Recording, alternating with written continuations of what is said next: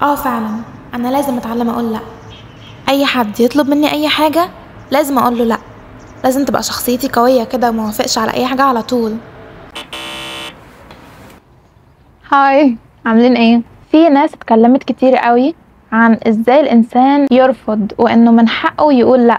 بس انا في الاول بصراحة كنت فاهمة الموضوع غلط خالص، زي اللي حصل ده بالظبط.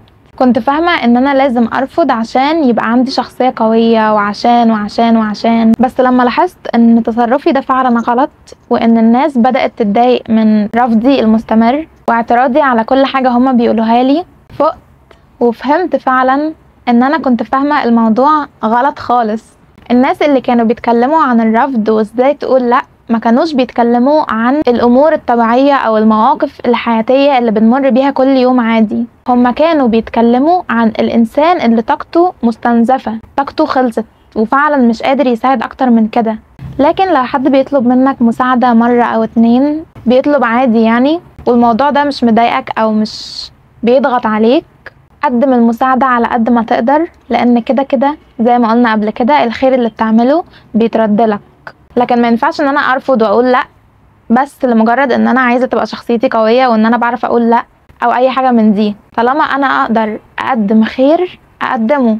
لكن لو فعلا الطلب زاد عن حده، يعني لو حد بيطلب مني حاجة كل يوم وكتير وانا فعلا زهقت من الموضوع وما بقتش قادرة ان انا اساعد، يبقى بلاش. بس ارفض بطريقة محترمة ومؤدبة عشان برضو ما اجرحش حد او اضايق حد او ازعل حد مني، وافهم الناس فعلا ان هما بيطلبوا كتير زيادة عن اللزوم، وان انا فعلا يعني ما بقتش قادرة ان انا اساعد اكتر من كده. متجيش على نفسك وتبقى مش قادر فعلا وطاقتك خلصانة وتقول لا اصل انا بعمل خير، لان لو جيت على نفسك اكتر من مرة كده انت هتكون بتعمل شر في حق نفسك، وبعد كده الخير اللي انت بتعمله هتكون بتعمله وانت متضرر ومش عايز تعمله، فكده مش هيبقى اسمه خير، هيبقى اسمه حاجة تانية. المهم يعني انك تعرف فعلا الفرق ما بين الاتنين، تعرف امتى ترفض لما تكون فعلا طاقتك مستنزفة ومش قادر انك تساعد، او مثلا مشغول في حاجة ومش قادر تقدم المساعدة فعلا او whatever، وبين انك ترفض وخلاص عشان تبقى جامد او شخصيتك قوية. كمان لازم لما ترفض باحترام عشان اللي قدامك ما يتجرحش ويتضايق منك ويفضل فاكرها لك طول العمر. بقى اتعلم ترفض امتى وازاي، وطالما باستطاعتك حاجة تقدمها وخير تعمله، اعمل خير على قد ما تقدر، لان كده كده ان شاء الله الخير بيتردلك.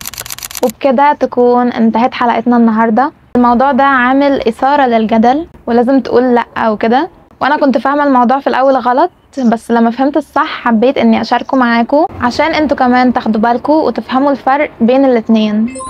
كنت معاكم مريم غنيم من قناة مع بعض. استنوني في الحلقات الجاية ان شاء الله، هنناقش فيها مواضيع مختلفة كتير مع بعض. سلام.